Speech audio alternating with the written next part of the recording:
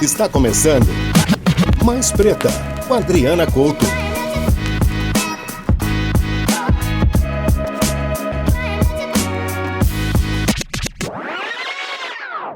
Pedindo licença aos que vieram antes, tá no ar Mais Preta, o podcast pra gente fazer essa conexão entre as nossas negritudes e a música brasileira, a música preta feita no Brasil. Você tá sempre convidado toda semana, tem um convidado, uma convidada especial, uma personalidade negra brasileira pra fazer essas associações pra gente. E quando a música tá no meio, minha gente, essa roda gira do jeito que a gente gosta. Hoje eu tenho o prazer de receber aqui no Mais Preta uma multiartista que há muito tempo eu quero que esse encontro aconteça. Tô aqui esperando. Ela é uma multiartista porque ela trabalha com performance, com artes visuais, ela é atriz também, de cinema, de teatro, de televisão, e tá aqui comigo pra conversar com vocês. Aretha Sadiq, bem-vinda ao Mais Preta! Amor, que encontro! Que apresentação linda! A senhora é grande, né? Obrigada, que bela introdução, abertura de caminhos. Te assisto, te acompanho, te admiro. É um prazer poder estar aqui com você, de verdade. Vamos juntas. Quando chegou a sua lista, eu falei, ai, que delícia, já fiz uma playlist e saí ouvindo, que é meu primeiro exercício. Sim. Quando eu tô começando a preparar o roteiro do Mais Preta, é essa lista que mexe com a gente, né? Sim. E uma das minhas primeiras perguntas é sempre essa. Que critérios você usou para essa lista de músicas que você separou pra gente, Aretha? Quando eu recebi o convite, né, por você, eu fiquei, ai meu Deus, por onde eu vou, assim, né? Aí dá aquele apagão, né? Aí desde que a gente se falou a primeira vez até agora, eu fiquei tipo, não, vamos, a cada música que for chegando, eu vou guardando. E aí depois eu vou fazer a seleção das que eu mais gosto no coração, assim. Mas fiquei pensando muito em passado, presente e futuro. Músicas que me levavam para algum lugar da minha infância. Sou de Duque de Caxias, da Baixada Fluminense do Rio de Janeiro. Músicas que eu ouço agora e que me abraçam no momento presente. E artistas que eu ouço que eu falo assim, essa galera aí tem uma coisa assim apontando para um futuro muito interessante. Olha! Então, eu fiquei um pouco nesse desenho assim, do que eu já ouço e que me toca o coração, sabe? E a música faz parte da sua vida? Totalmente. Tem uma coisa que eu sempre faço ouvindo música, é tomar banho. Eu sempre tomo. Não existe um banho da Aretha Sadiq sem uma trilha ótima. Não, uma trilha ótima. Banho quente e uma ótima trilha, assim. Então... Ai, que quentinho, que aconchego! Que gostoso! A gente precisa, né? Precisa nos dar aconchegos, né? De várias formas, né? Em que a gente possa ativar várias sensibilidades, assim, né? Isso bem quentinho, a música é super sinestésica, né? Leva a gente para muitos lugares, assim. Então é um momento que eu gosto de me abraçar. Vamos conversar então com a Aretha Sadiq e já vamos começar. Você quer escolher a primeira música ou eu escolho? Fácil, você lembra? Que tem gente que manda a lista pra mim e tipo apaga da cabeça. Eu lembro uma que eu não sei a ordem que ela tá, que é da Jovelina. Luz do Repente. Que bom abrir com Jovelina. Esse ano é o ano que Jovelina faria 80 anos. Olha! 80 anos de Jovelina Pérola Negra. Luz do Repente? Luz do Repente. Bom. Somos nós. Somos nós, né? Nós somos as luzes do repente. Eu reencontrei Jovelina, a gente se perdeu no caminho. Reencontrei Jovelina há uns 3 anos atrás, inclusive no período pandêmico. Como eu não podia ir pouco para minha cidade, eu voltar para o Rio, ouvir Jovelina me relembrava, porque ela é da Pavuna. E eu sou de Duque de Caxias. Quando a gente se reencontrou, eu falei, uma mulher preta, retinta no samba, cantando as coisas que ela cantava. Ela tinha uma força política muito forte. A feirinha da Pavuna, a brincadeira que ela faz. Então, Na Luz do Repente, para mim, é um abre-alas. Porque ela fala que nós somos essas luzes do repente. Isso é tão lindo. Ela fala, não sou diamante, né? Eu sou a luz do repente. Isso é muito lindo, sabe? E eu acho que E se conecta com a sua infância de alguma forma ou só com esse lugar? Com a minha infância. Com a sua infância. Com a minha Era uma casa que infância. se ouvia samba? Muito samba. Eu fiquei entre a Jovelina e Raça Negra. Mas meus pais ouviam muito, tinha discos de Raça Negra, a gente ouvia, fazia churrasco, eles ouvindo Raça Negra, ouvindo Jovelina. Então, pra mim, foi realmente assim um abraço, um retorno pra infância, pra esse lugar, pra essa infância desafiadora que muitas vezes nós temos, né? Claro. E mais que a gente é abraçada pela música, pelos encontros, pela festa, pelo churrasco, pela feijoada, pelo samba, pelo carnaval. A gente se reunia em casa pra ver, fazer pastel, sentava pra ver as escolas de samba no carnaval. Então, ouvir Jovelina pra mim foi tipo voltar pra casa mesmo. Não, você fez eu ver tudo isso. Tô vendo tudo. Tô com vontade de comer pastel agora. Pastelzinho. Pastelzinho de quem? Pastelzinho. De quem esse pastelzinho? Quem fazia esse pastelzinho? Mãe. Minha mãe Oh. fazia pastelzinho pra gente. Que comer. gostoso. Você falou essa infância desafiadora. Desafiadora porque vocês estavam na Baixada Fluminense, desafiadora porque muitas vezes a infância de uma pessoa trans é Sim, desafiadora. sim. Me conta desses desafios da sua infância, né? Porque já era uma artista. Você nasceu artista. Já tava. Assim, ainda não tinha nome, ainda não conseguia nomear, mas eu desenhava muito. Então eu dizia, vai ser desenhista. A gente não sabia exatamente o que aquilo significava, para que eu poderia usar o desenho para monetizar, ganhar dinheiro, ganhar vida. Mas a família já via algum lugar ali. Acho que tinha um contexto histórico desafiador, né? Eu sei pouco dos meus avós, mas eu sei que eles vieram uma parte do Espírito Santo, pararam ali em Duque de Caxias. Meu avô tinha 2 terrenos, a gente ficou com um, o outro ele vendeu de uma maneira meio torta. Ali a gente era cercado de terreiros. Era um bairro com muitos terreiros. Então, hoje, né, entendendo historicamente melhor, imagino que eram várias pessoas, de vários lugares, várias pessoas pretas, que pararam ali com as suas religiões, com a sua fé, cada um com a sua nação, e se encontrando naquele lugar. Então, era historicamente desafiador, né? Porque Duque de Caxias é um lamaçal. Então foi na lama mesmo. Olha Tem aí. até uma música da Tássia que teve aqui também, que ela fala da lama, eu vim, né? Me pega muito forte essa frase que ela traz. Porque foi ali construindo naquele lamaçal, telhado de barro, gotejava em casa quando chovia, sabe? A televisãozinha preto e branco quando chegou. Mas a gente ali, a família por perto, uma parte dela, construindo aquela história, assim, sabe?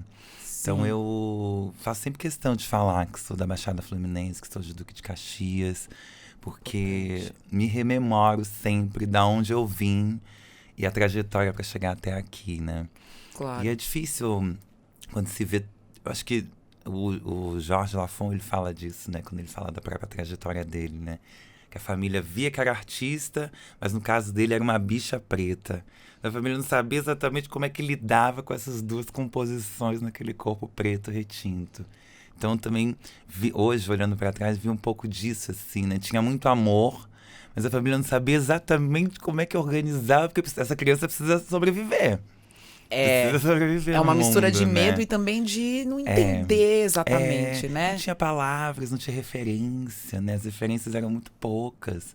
Jorge Lafon ou Mussum, né? O Grande Otelo, mas eram muito poucas, assim, né? Claro. Para abraçar as complexidades. Bom, você já puxou o Jorge Lafon para nossa conversa?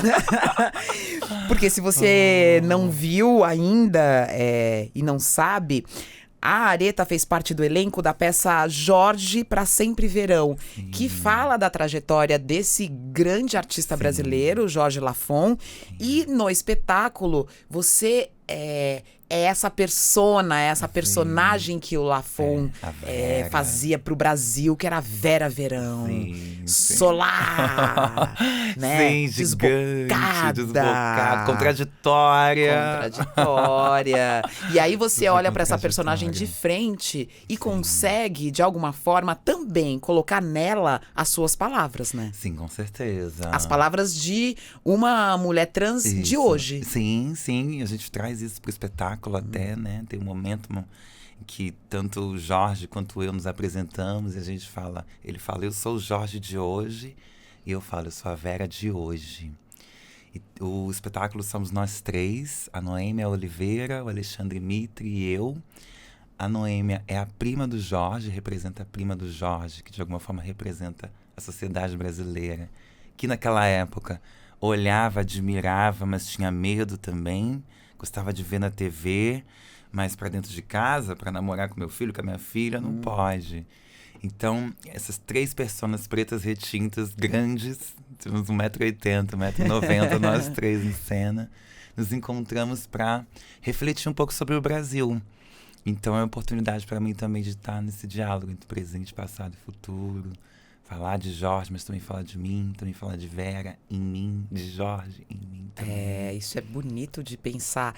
E você, de alguma forma, conseguiu pegar algumas falas e algumas vivências dele muito doloridas e conseguiu transformar e olhar de outra forma, né? Eu imagino isso. Sim. Foi...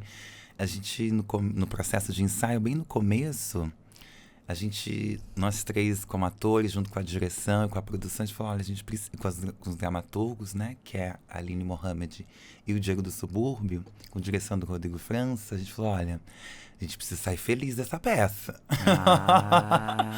A gente não pode só ficar nas dores, nos desafios que ele enfrentou, que a gente também ainda enfrenta, infelizmente, porque a gente quer que essa peça dure muito tempo. A gente está há 2, vai fazer 3 anos com o espetáculo circulando pelo Brasil. Então precisa ser uma história que a gente também se cure dentro dela, enfrentando os desafios, falando dos medos, das contradições. É uma história de enfrentamento, mas também é uma história de reconciliação. Porque a Vera Verão tá no nosso imaginário, né?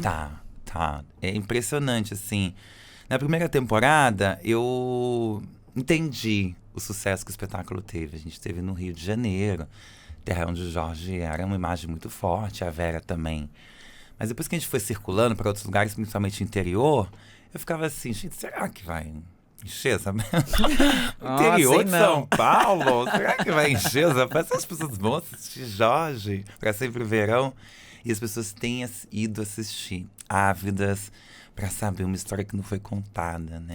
E a história que não foi contada é uma historiona, né? É uma historiona. Porque ele é, assim... Até hoje, um né? grande ator, estudou para isso e bailarino também, né? Sim, bailarino, exato. Viajou o mundo como bailarino primeiro, antes de ser reconhecido como ator. E toda uma história que a gente não sabia, assim, né? Não teve a propriedade que deveria ter, né? Por sua causa, eu fui pesquisar mais sobre o Jorge Lafon. Isso é muito interessante, porque aí a gente sai das mesmas camadas, né? E eu vi que ele se forma em teatro, em balé clássico, em dança afro, dançou com Mercedes Batista, que é a primeira bailarina negra a ser integrante do corpo do baile do Teatro Municipal, corpo de baile do Teatro Municipal. Enfim, porque muita gente acha que ele fez aquela participação, que ele é aquele papel, mas ele... Exato, mais, tinha muitas camadas, assim, um estudioso, né? Pensador, ele conseguia olhar estrategicamente o tempo histórico que ele estava vivendo. Algumas decisões complexas, contraditórias. Por exemplo? Que também, essa coisa de criar uma fama em torno do jogador de futebol. Sim, porque ele tinha essa brincadeira, Tinha essa brincadeira. E durante muito tempo era uma forma de manter quente o nome dele, né? Na cena, midiaticamente. É um pouco contraditório, mas foi uma estratégia que ele encontrou e que ele não era a única pessoa que fazia isso. Toda a burguesia carioca vivia em torno disso, dos casamentos, de quem casou com quem vai casar com quem. Então ele tinha aquela coisa, tô tendo um caso com fulano? Com jogador de futebol, mas que ninguém sabia o nome. Entendi. Escreveu um livro em cima disso. Então, assim, foi se criando, né, também um invólucro em torno dessa persona, desses mistérios, assim. Hoje, no vocabulário de hoje, nós diríamos buscando um engajamento. Exatamente, buscando engajamento. Buscando engajamento e como uma estratégia, porque para ele, se para se para artistas negros hoje Sim. já é difícil encontrar Sim. algum espaço, né? Pra E se falar de manter- si, se manter. Se manter relevante, né? Historicamente, assim, a gente sabe os desafios de se manter relevante, né? Sabe. Então imagina, Jorge, que a comunicação era outra, né? As coisas demoravam para chegar, né? Não tinha rapidez da internet, né? Tinham outras pessoas controlando a comunicação. Sim. Então era... Agora foi uma Era grande maravilha foda. para você também poder, porque no palco a Vera é exuberante, né? Sim, E aí sim. você também traz toda a sua experiência com moda. Sim, sim. Ainda que você não assina o Sim, figurino, não, né? Não assina o figurino, assino o mas figurino, eu mas- acho a sua presença, né? Porque essa sua presença, essa montação, a Sim, montação aham, foi algo aham. que foi um caminho que você também encontrou Sim. pra estar na arte, não é? Com certeza, com certeza. Eu vim do teatro, em Duque de Caxias. Com 16 anos eu entrei no teatro, oficialmente. Aí me formei no Rio também, na Martins Pena, uma escola técnica de teatro, muito importante, pública, 2 anos e meio, tudo gratuito. Só que isso em 2011, 2012. Você tá falando de outro Brasil. Estamos. Você tá falando de um Brasil de mais de 10 anos atrás, onde não tinha muito espaço ainda no teatro para pessoas como eu. Então eu precisei ir fazendo outros caminhos. E naquela época, o RuPaul's Drag Race estava bombando muito.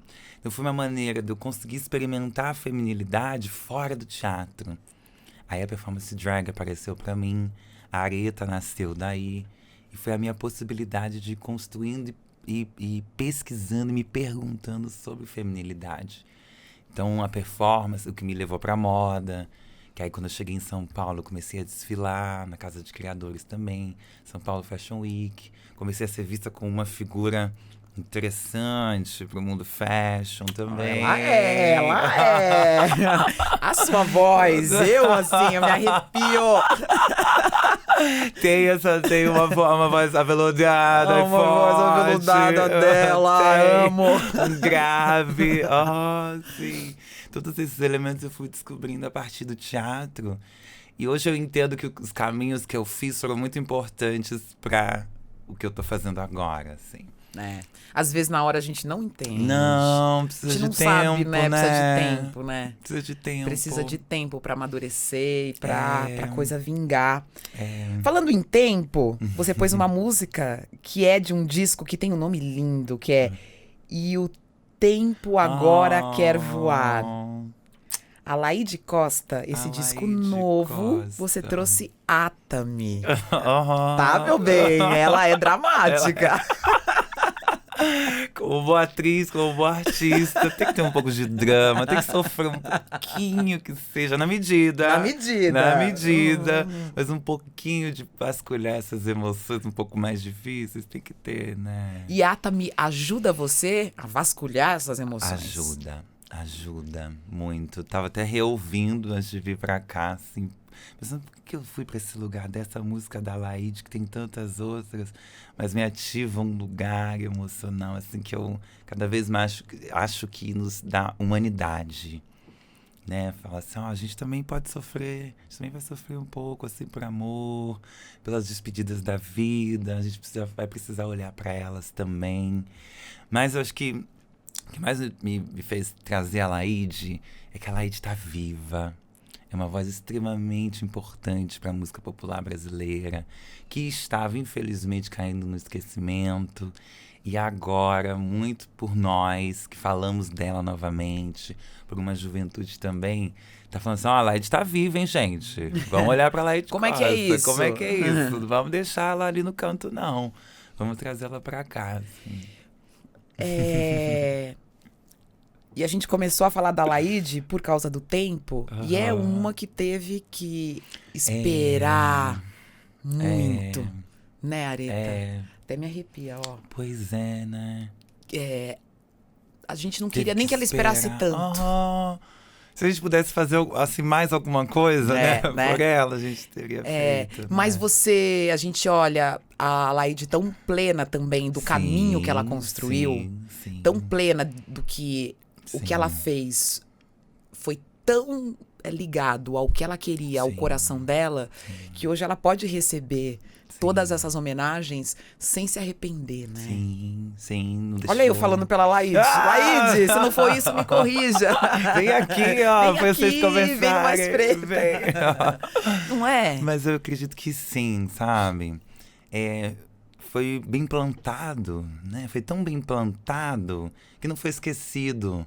Não era qualquer música que ela fazia lá atrás. Tanto que as pessoas que também se dedicaram, quiseram ir atrás para saber, falaram, olha, tem uma mulher que se chama Laíde Costa, que é muito importante na música popular brasileira. Sabe? Então, acho que é isso que você está falando nesse lugar, né? De, tipo, teve uma plantação muito boa da parte dela, que demorou mais do que a gente gostaria, e talvez ela também. Mas quando a gente vê esse renascer, você fala, nossa, que bom, ufa. Ufa. Né? E é também pra gente olhar e ter um pouco mais de gana e ao mesmo Sim. tempo tranquilidade. Sim, e generosidade, né? Generosidade. Generosidade Totalmente. com a gente. Você é multiartista, como eu te apresentei, e você já começou aí, já traçou, desfilou, e estudou teatro, e teve que percorrer outros caminhos. E como é que você chega nas artes visuais? Né? Como é que eu chego? Como é que você chega nas artes visuais? Porque Sim. você, a partir dessa... Você tem performances visuais, sonoras. Você trabalha, inclusive, trazendo alguns elementos desse teatro, né? Sim, com Mas eu quero certeza. saber como é que você chegou nessa... Porque a Aretha, a gente fala dela... pra galera do teatro, o pessoal conhece. Do cinema, o pessoal conhece. Das artes visuais, sim! Isso é legal, né, Aretha? Foi uma maneira de me manter relevante, de me manter artista, de me pesquisar também, né? Porque durante esse primeiro momento, esse primeiro recorte da minha vida, né? Na infância, adolescência, tinha um movimento muito prático, assim, né? Tipo, vai estudar porque tem que aprender português, matemática, filosofia. Filosofia nem tinha, né? Biologia, né? Física, assim, as coisas práticas para ser uma pessoa no mundo e sobreviver. Aí, num outro momento da minha vida, quando eu reencontro as artes, e aí eu vou para sobreviver, mas também por um desejo, uma gana de aprender tudo aquilo que eu não tinha aprendido ainda, eu vou fazendo várias coisas. O meu começo foi com o desenho. Eu desenhava na infância, que foi a história lá do vai ser desenhista. Vai ser desenhista. Seja lá o que isso signifique. E aí depois, com a moda, com a possibilidade de fazer vídeos dos meus trabalhos, de criar imagens. Porque teve um momento em que eu comecei a ser fotografada. Aquele momento em que pessoas negras no Brasil viraram interessantes e bonitas. A gente está falando de alguns anos atrás, que nos faz chegar no hoje. Então eu também estava meio nessa, assim. Eu comecei a ser fotografada, você pode ser modelo, não sei o quê. Só que chegou num momento que eu falei assim, tá, mas agora eu preciso retomar um pouco o poder sobre isso. Então eu vou começar a criar as minhas próprias imagens. Aí comecei a fazer fotografias, vídeos, chamava um amigo que era fotógrafo, queria fazer alguma coisa interessante. Aí fotografava, e aí a gente fazia um registro de um vídeo. E aí a partir daí eu fui criando esse material como uma pesquisa que estava acontecendo ali ao vivo. Sim, e você, o seu corpo, como esse instrumento, Sim, como a sua ferramenta de exato, criação. Exato. Esse seu lugar no mundo, entender Sim. qual era o seu lugar no mundo, Sim. também é o que puxa a sua arte, né? Sim, com certeza. A primeira vez que eu viajei para fora do país foi em 2012. Por conta das Olimpíadas. Eu fui fazer um trabalho de um mês fora com 30 artistas. Eu fazia parte desses 30 artistas. Porque estava rolando as Olimpíadas em Londres.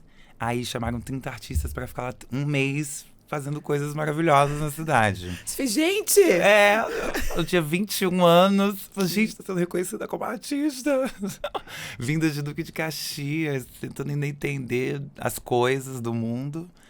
Aí corta pra 2016, que as Olimpíadas foram no Brasil, no Rio de Janeiro.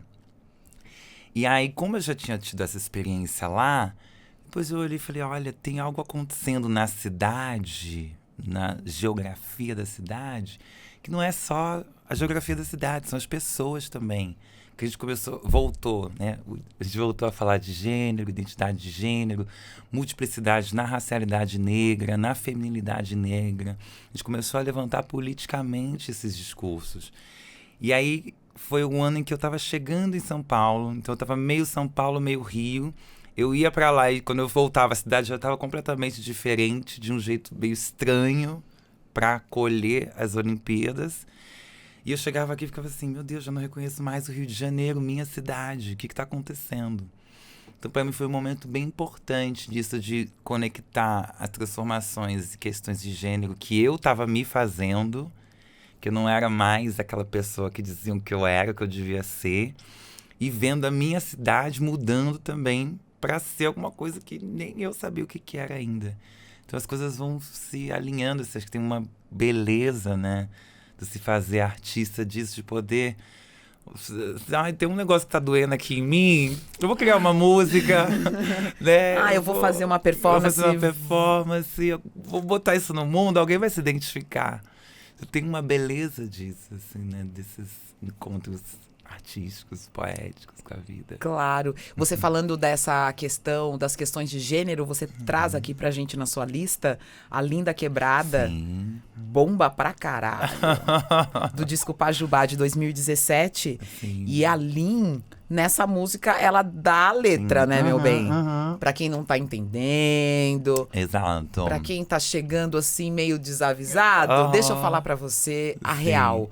Sim. Eu revisitei, né? Voltei a ouvir muito pelo nosso encontro, voltei a ouvir esse álbum, que em 2017 eu já estava oficialmente aqui em São Paulo, e eu lembro, eu fiz parte dessa legião de pessoas LGBTs pretas que iam ao show da Linha onde ela estivesse. Eu vi vários shows da Linha em vários lugares, junto com a Jupe.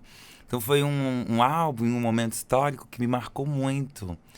E essa música, eu acho que de toda a música do álbum, né, já pelo título, né, Bomba pra caralho, assim, né, ela vai, como você falou, ela vai direto ao ponto, assim, né, e ela vai trazer de uma forma, no álbum inteiro, mas essa experiência física, assim, né, ela fala bala de borracha, fratura exposta, uma pobre preta revoltada. Então acho que essa música é uma música que eu gosto muito, sempre gostei de ouvir nos shows, porque eu acho que ela vai, assim, arranca o coração, assim, com a mão direto no coração, assim, sabe? A performance da Lin é poderosa, né? É poderosa. E que momento, né? Que realmente, você estava falando isso,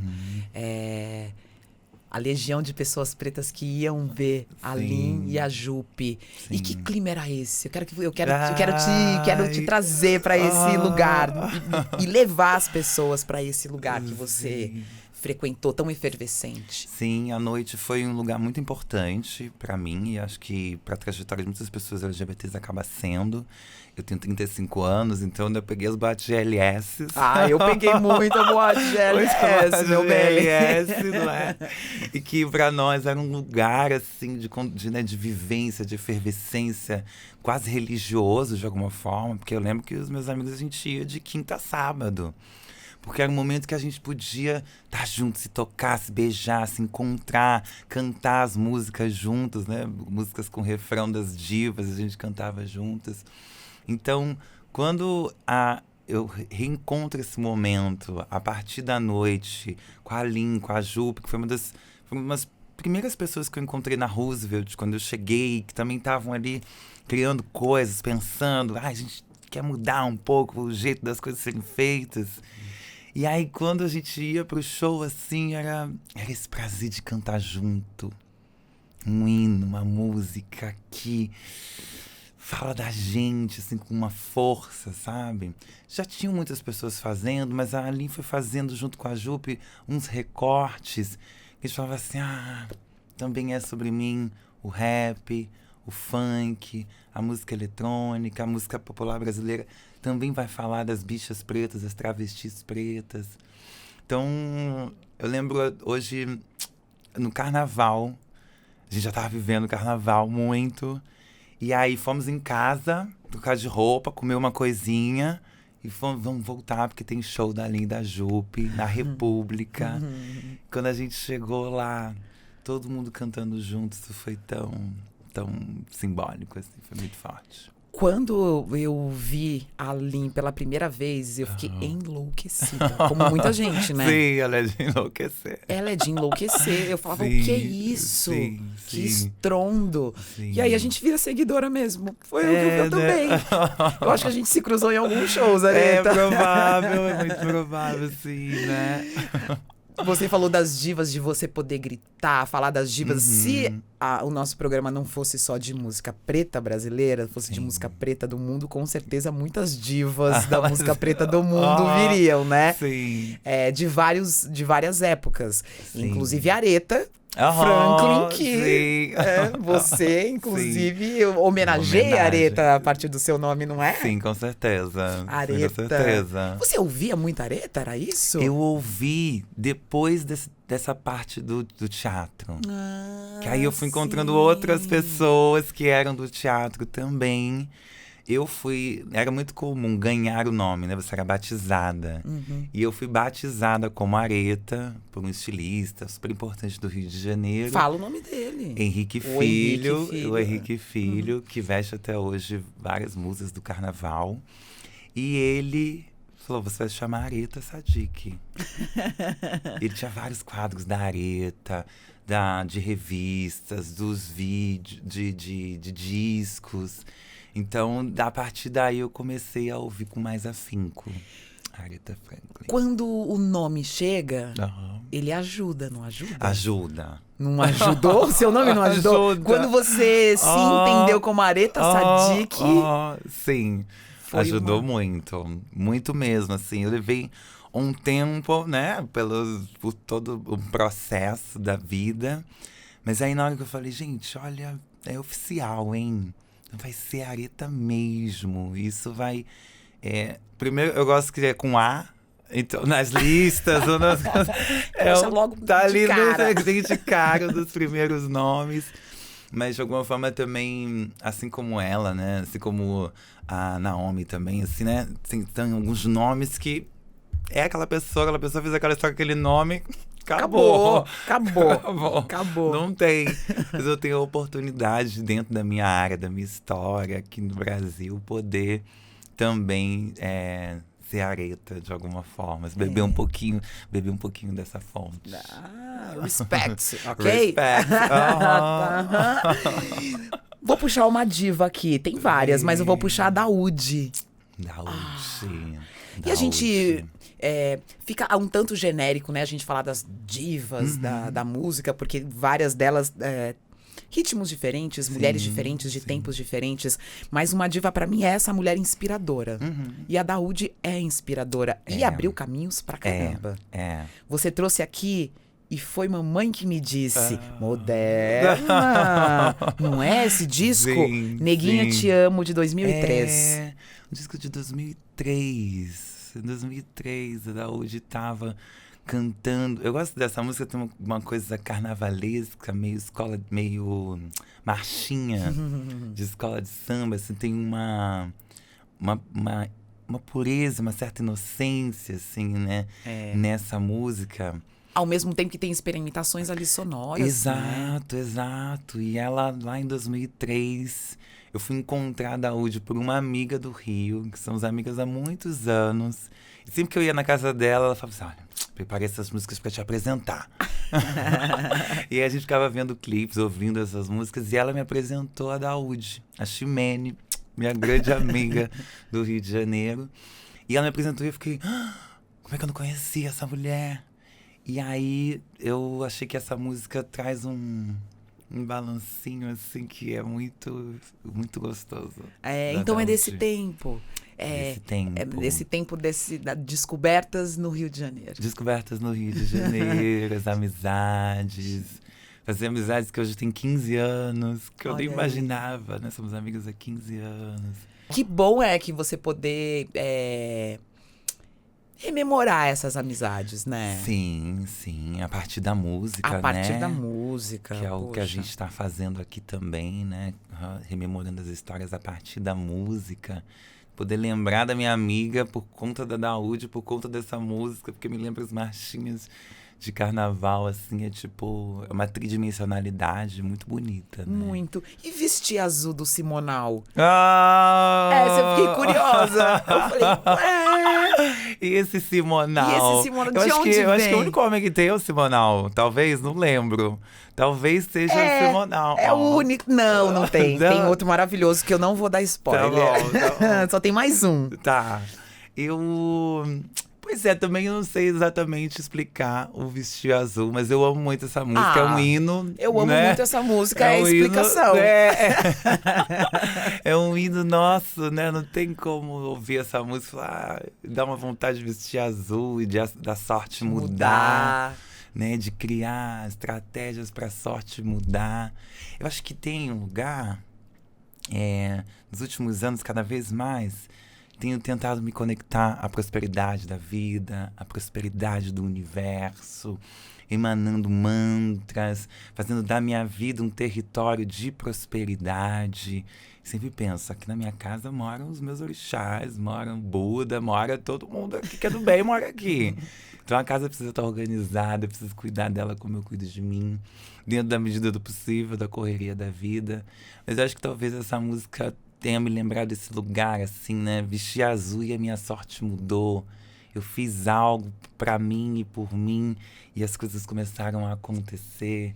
A gente, né, ainda mais como artistas, né? A gente passa um tempo assim, será que eu tô indo pro caminho certo? Será que eu vou por aqui? Será que isso vai funcionar? Será que esse projeto vai funcionar? Então, acho que essa música talvez me lembre esse lugar, assim, de vamos nos conectar com o que há de melhor, que a sorte vai mudando, assim, né? E eu imagino, como todas nós, muitos períodos na vida, você teve, muitos não digo, mas alguns momentos e períodos de ter que renascer. Com Ter que certeza. se transformar. Mais transcender. Transmutar. Elas não param Elas de não param, transmutar, não param, de não param. transicionar. Não é? Não, a transição não para, com certeza.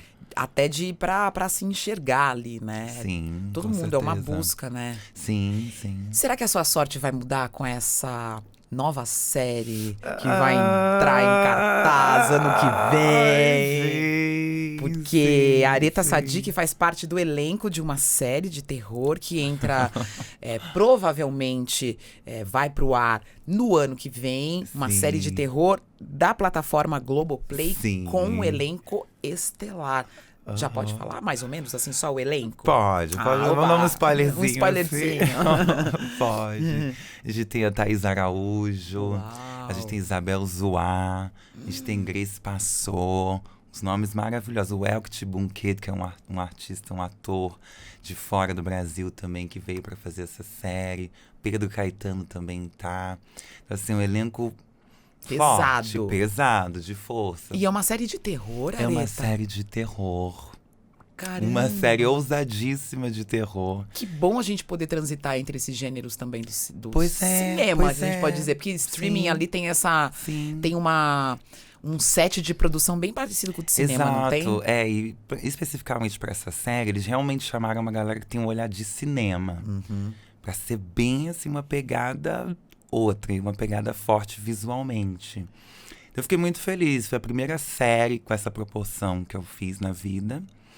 E com esse elenco, com uma personagem importante dentro da história, que era o que eu emanava muito para eu vestir azul e minha sorte mudar nesse sentido.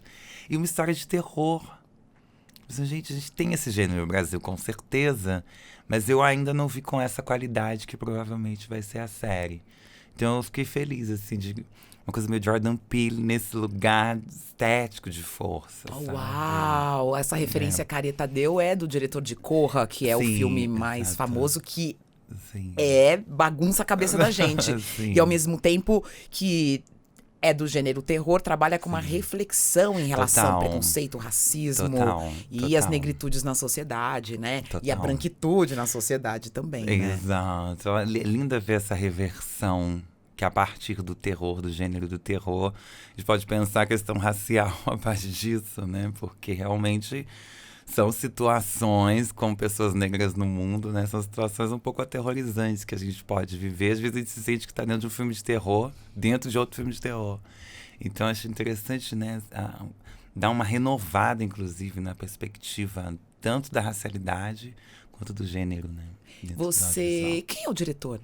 São Bruno vários. Safadí é o diretor dessa série. Um cara com uma sensibilidade muito bonita para trabalhar um tema tão desafiador. Você já teve num set ou num ambiente que tivesse tantos talentos negros assim?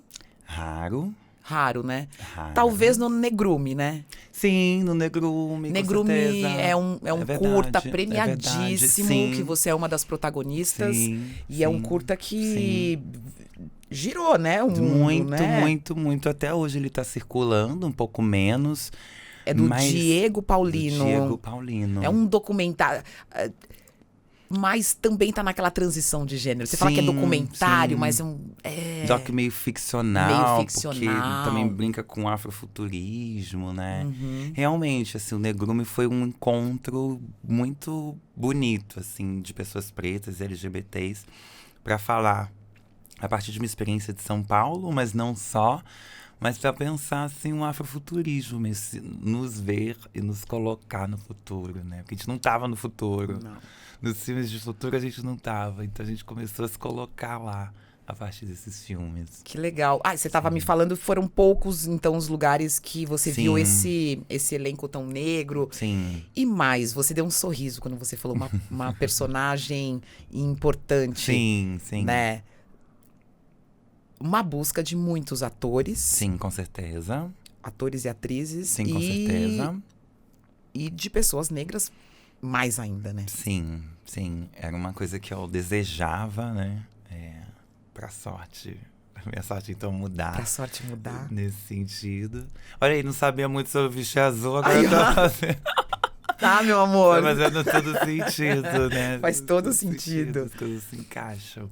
Mas realmente, assim, era um desejo que eu tinha de poder fazer uma personagem que tivesse uma trajetória importante dentro de uma história, com começo, meio e fim, que tivesse família, que tivesse complexidade humana, que tivesse um drama, que te sentisse medo, terror, paixão, ódio, tudo isso, assim. E foi um presente dos autores, né? Tanto o Juan Julián quanto o Igor Verde, de me convidarem, de olharem pra mim e falarem: a Aretha pode ser essa personagem com toda essa complexidade dentro da série, assim. Então, quando eu fico feliz em falar uma personagem importante, é nesse sentido, assim, né? A gente tem humanidade, e essa humanidade pode ser revelada e expressa dentro do audiovisual. E tem uma coisa que pra mim também foi uma virada, assim, a cereja do bolo, é que é uma mulher dentro da história. A minha identidade de gênero não é o guarda-chuva da história. Eu tô lá como atriz, vivendo a personagem. E a minha identidade de gênero não é vamos falar sobre isso. Tá ali, dentro daquela perspectiva. Então isso pra mim foi muito importante, poder ser atriz, ser a personagem, não ser todos os títulos que a gente precisa carregar, que é quem somos nós, mas que às vezes a gente só queria ser mesmo, né? Só atriz. Só atriz. Apresentar atriz. Exato. Né? Sem tantos títulos. Sem tantos títulos, sem tanta. Porque todas essas camadas estão na gente, Já estão, tão mas. ditas e vistas, né? Você tem essa busca, e eu acho que a música que eu vou chamar agora ajuda a gente a entender. Você escolheu a Xênia França, Magia, do disco Em Nome da Estrela de 2022. E ela fala como um mantra pra gente, né? Reserve o mito da magia só para você. Sim. É um mantra mesmo. Né? É. E você escolheu? Por essa particularidade, quase como uma oração. Oração é meio mantra, né? Sim. No mesmo lugar, é vibração também, né? E veio num momento daqueles términos de relacionamento que a gente precisa reunir os cacos, respirar e seguir adiante, né? Foi um momento também de reencontro com a minha espiritualidade. Eu levei um tempo até ter coragem de voltar para uma espiritualidade preta, de terreiro, de candomblé. Hoje eu sou iniciada, né? Sou uma mulher de candomblé. E no período que ela lançou essa música, logo depois eu passei pelo meu processo, então foi uma música que me abraçou muito. Que foi um momento de voltar pro útero, de voltar pro acolhimento, de voltar para aquele lugar. E aí ouvir essa música, Reserve Muito da Magia Só Para Você, assim, foi tipo... É uma ode ao Xum, à estrela, à luz, o brilho, sabe? Ao renascimento. Então, tipo, essa música é muito importante, assim. E eu já ouvi você falar, é uma entrevista antiga, é verdade, mas você citou na sua casa, meus orixás, o Buda. Sim. Também. Sim. Porque você também praticou muito tempo. Sim. E o budismo também Sim. te brilha os olhos, né? Sim. Ou o coração, não sei. Eu pratiquei por 9 anos o budismo. E foi muito importante para mim, inclusive, eu sempre digo isso, foi importante ter passado pelo budismo para chegar no candomblé. O budismo me ensinou algumas coisas teóricas sobre relações humanas, sobre autoconhecimento, eu vim de uma família cristã, como muitos de nós. Testemunha de Jeová. Testemunha de Jeová, então um cristianismo bem complexo, que abre poucas possibilidades para desenvolver um ser humano na sua individualidade. As pessoas têm que ser meio caixas, né? Acho que a minha identificação com a Aline também vem nesse lugar, porque ela também passou por essa experiência religiosa. E aí, quando eu encontro o budismo vai dizer assim, o poder está dentro de você. Não é o Deus, aquele Deus X ou Y. Está dentro de você. Vá fazendo a sua energia vital, manipule a sua energia vital. E aí eu digo que foi importante para entender o candomblé, porque o candomblé vai ensinar as coisas de outra maneira. Hoje a gente tem, não hoje, mas tem alguns pensadores hoje que têm explicado mais didaticamente o candomblé. Porque antes, né, por vários motivos, a gente entende também estruturalmente, racialmente, porque muitas coisas ficavam muito escondidas, a gente não sabia exatamente, não tinha muito jeito de falar, né, as coisas. Hoje tem se pensado um didatismo maior. Então, para mim, na minha trajetória, foi importante ter tido uma escolinha ali para hoje chegar no candomblé e entender o candomblé de uma maneira mais profunda e ampla também. Não é a primeira pessoa que chega aqui no Mais Preta que diz que teve um reencontro com a própria negritude. Sim. E a partir do candomblé. Você não é a primeira. Mas eu fico sempre pensando nisso, pensando em o que faz com que essa ligação aconteça, né? Essa identificação aconteça. É uma filosofia que eu acho talvez diz para o nosso corpo, né? Às vezes você não consegue nem mais... reverbera no seu corpo, né? Tudo acontece no corpo, né? Acho que tem uma... A sua cabeça, você é filha de quem? Essa risadinha do quê? Senhor das palhas, que cuida de mim.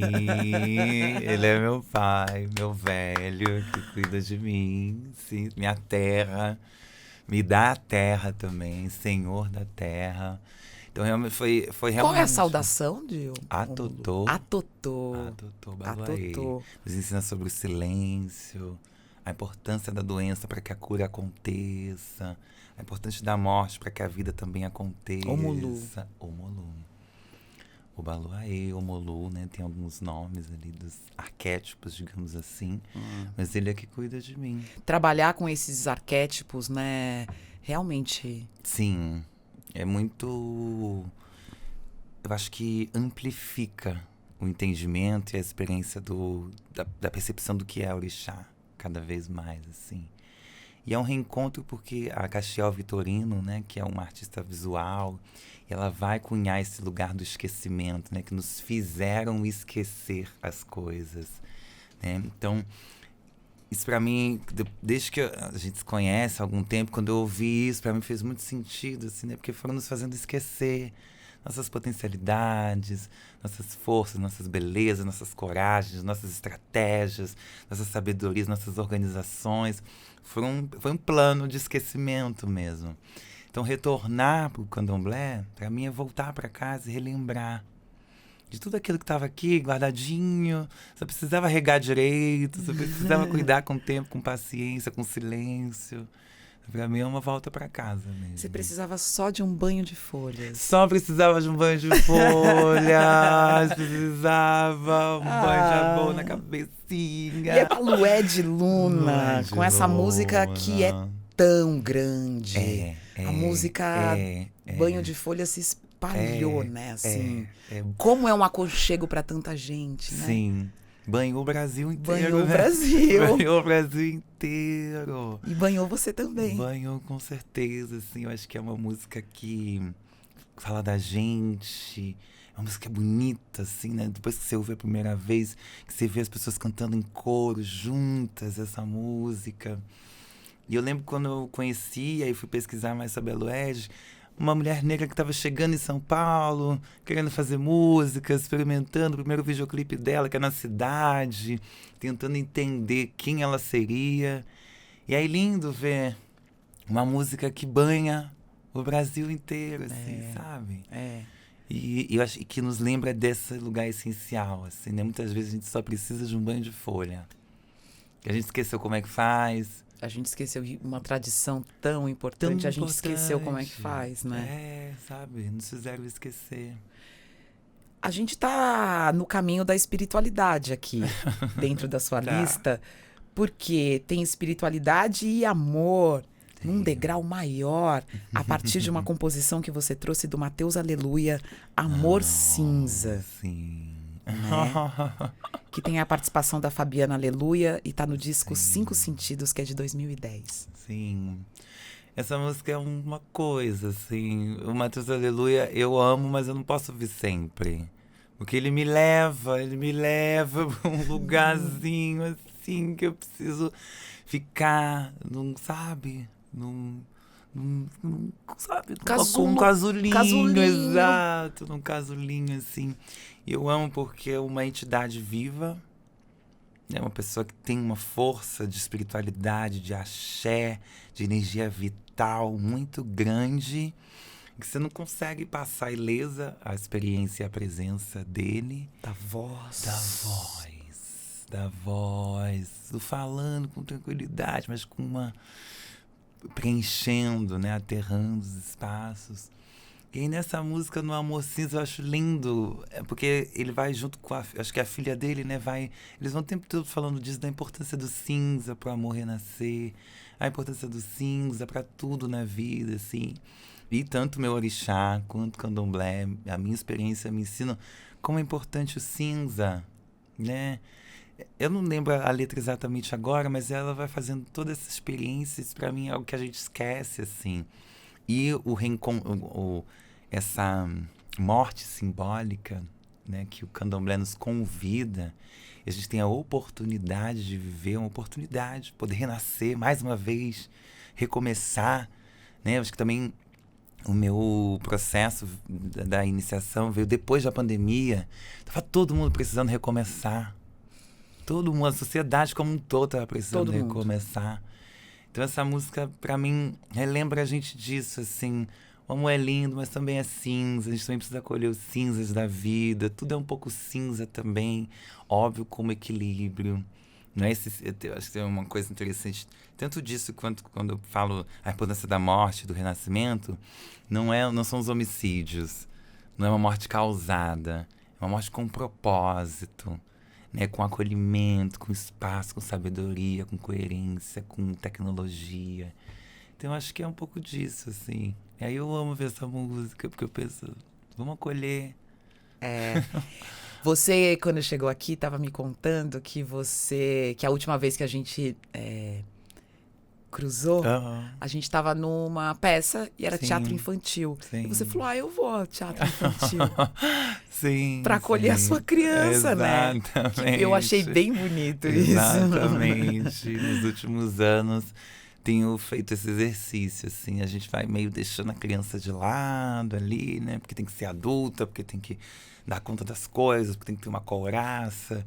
E eu percebi que muitas das questões que eu fui desenvolvendo, das dificuldades que eu fui desenvolvendo, emocionais, de lidar com o mundo, era porque a minha criança tava, tadinha, muito escondidinha. E ela tava só querendo chamar minha atenção. Ela tava assim, ei, eu tô aqui ainda. E aí, não vai me E olhar aí, pra não mim? vai me olhar pra mim, olha pra mim. Olha pra mim. Olha pra mim, eu tô aqui. Come um doce, um bolo, um chocolate, um refrigerante. Não precisa ser todo dia. Mas come pra cuidar de mim também. Sim, né? Então, ir a um espetáculo infantil, ler livros infantis, pra mim é um pouco esse abraço. Que assim. criança era você? Fiquei pensando. Você fez teatro. Fiz teatro na adolescência. Ah, mas então mais nova era tímida. Super tímida. Uma criança quietinha, não falava. Eu amava, hoje pensando assim, eu amava, porque as pessoas gostavam muito de mim, porque eu era uma criança, assim, criança ideal, tipo, muito quietinha, se comportava, direitinho. Não era insurgente, Não né? era insurgente. Tinha um monte de coisa acontecendo ali dentro. O mundo assim, ó, dentro dela. E ela? Tá tudo bem, sim, senhora, sim, senhor. Mas eu era uma criança muito quietinha, assim, né? Hoje eu entendo, eu fico pensando, gente, eu já era essa criança. Eu já era uma criança ariana, com um orixá que cuida da minha cabeça. Eu já tinha todas essas coisas dentro de mim.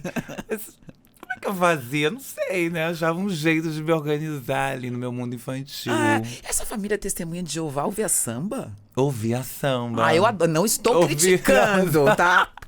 Mas Porque ouvia samba, sim. Parece que é tipo assim, como assim? Tá ouvindo? Não, mas eu acho isso Ser maravilhoso. cada de terreiro. Ué, Como é que... família cercada de terreiro. Ah. E nesse período você não podia, era proibida. Não podia, mas eu amava. Ah, Mistério. mistério. O que faziam ali? Eu ouvia. Minha tia incensava a casa dela, então a gente sentia o cheiro.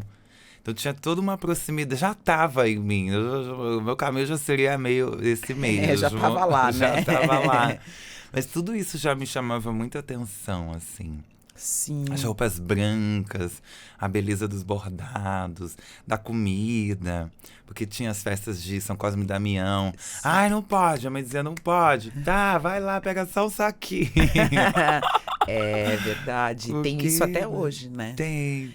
Inclusive, tem alguns projetos sociais dentro dos terreiros dos ilês que poderiam chegar a mais gente e por causa da intolerância religiosa, né? Sim. Você vê algumas tradições afro-brasileiras tão importantes Sim. sendo minadas, né? É que cuidam da comunidade, né? E que cuidam da saúde, da saúde, da comunidade. exato. Quando as crianças não tem doce, vai lá, aproveita o São Cosme e Damião, que sabe que vai ter doce, vai ter comida, feijoada, vai poder a comunidade comer.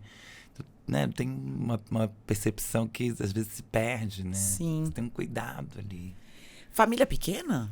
Sua Família pequena por parte da minha mãe, do meu pai é maior. Mas na sua casa você tem... É pequena. É pequena. Meu pai, minha mãe, minha irmã e eu, 4. 4. Só. Ah. Acho que a mãe foi bem sábia. Teve 2, falou, vamos parar por aqui. Qual é o nome da sua mãe? Maria Aparecida. E o seu pai? José Roberto. A gente precisa, né? Pedindo Precisa. licença aos que vieram antes, né? Exatamente. Dona Maria e seu José, né? Olha aí, Maria José. Exatamente. Nossa, adorei que a gente foi caminhando para esse final, justamente falando da sua criança.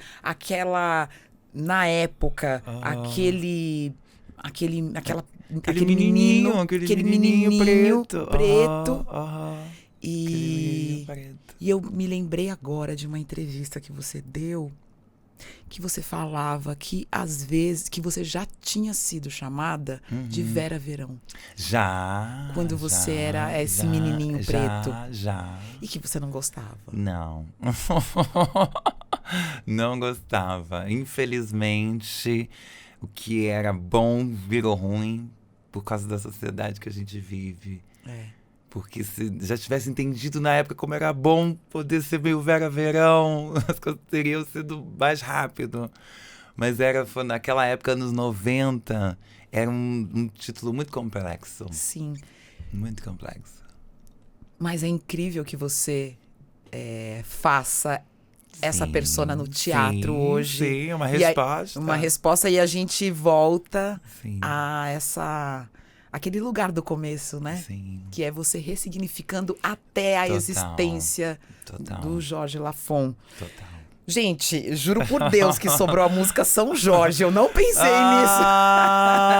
Nossa, eu nem tinha pensado, feito essa conexão. Essa ligação. Não. Que é a nossa última música da playlist aqui com a Jussara Marçal. Sim. Guerreiro é no lombo do meu cavalo. Exatamente. Bala vem, mas eu não caio. Não. Nossa, eu nem tinha feito exatamente essa Também conexão, mas total, né? Assim, foi fazer Jorge e fazer Vera no teatro, resgatar isso, ressignificar.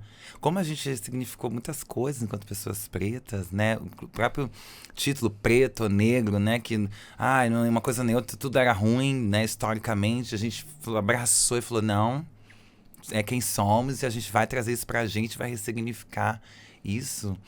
Então, depois de fazer esse espetáculo, minha vida mudou muito, assim. E eu tenho certeza que é aquilo, né? Caminho que algum abre, ninguém fecha. Caminho que São Jorge abre, dentro aí do sincretismo, né? Alguns São Jorge. Um caminho que Jorge abriu, ninguém fecha. Eu acho que tem uma beleza nisso também, assim, né? Se esse espetáculo tá acontecendo, é porque a mais velha tá feliz. Sempre penso nisso. Só tá acontecendo porque ele tá feliz, do nome dele tá sendo bem representado. Trazido de volta à relevância, muito por pessoas pretas jovens também. Então, você ouve muito essa música São Jorge? Ouço. Porque ela levanta a gente, viu? Exato. É uma música que evoca, assim, uma força da terra mesmo, né? De poder... não só lembrar da gente mesmo, da nossa própria trajetória, né? Tipo, gente, cheguei até aqui. Mas os nossos ancestrais também, né? Chama uma galera. Acho que essa música chama a galera pra perto, pra levantar e dizer assim, vai mais um pouquinho. Vai mais um pouquinho. Ai, que lindeza, Areta. Você tá no set agora, é isso? Estou no set, filmando uma websérie chamada Aiô. Um projeto de gente preta também. Com direção da Yasmin Tainá. Maravilhosa. O roteiro é do Lucas. Tô muito feliz, assim, com uma galera preta jovem também. Então, tô trabalhando bastante. Tô muito agradecida de poder... Eu sempre digo que eu imaginava, mas eu não sabia como é que ia acontecer. Ou se ia acontecer. Mas eu me imaginava atuando, sendo atriz. Nos últimos anos eu não parei de trabalhar. Tô muito feliz por isso e agradecida. E agora também tá fazendo esse projeto Coroa também, de alguma forma. Ela tá no set. Daqui a pouco ela tá na galeria, daqui a pouco ela tá no teatro. Assim, podem buscar que ela circula. Ela circula. A gente vai estrear agora Cidade de Deus em agosto. Olha aí, outro que você também está. Eu estou lá. Gente, já me confundi. Onde eu vou ver a Cidade de Deus? Essa vai estar no HBO Max. HBO Max. Que é um projeto grande, né, Areta? É um projeto grande para uma história baseada nesse filme, né? Que, tipo, é um filme divisor de águas na história do audiovisual brasileiro para o mundo. Bem ousado. Eles queriam fazer uma série 20 anos depois. Mas, ao mesmo tempo, eu sinto que tem a mesma força que Jorge tem no imaginário nacional. Tipo, o que aconteceu com essas pessoas, com aqueles atores, com aquelas histórias? Então, essa é a base da série. Tem, se eu não me engano, 6 episódios. Tô bem feliz, assim, também. É um remake ou uma continuação? É uma continuação. Acho que tá mais pra uma continuação. É mais uma continuação, né? Porque tem algumas histórias que não foram terminadas de contar. Então, eles resgatam aqueles personagens. O que aconteceu com o fotógrafo? O que aconteceu com a Roberta Rodrigues também. Então, a gente vai recontando. E a minha personagem faz parte de um trio de amigas que quer ser famosa. As três querem ser famosas.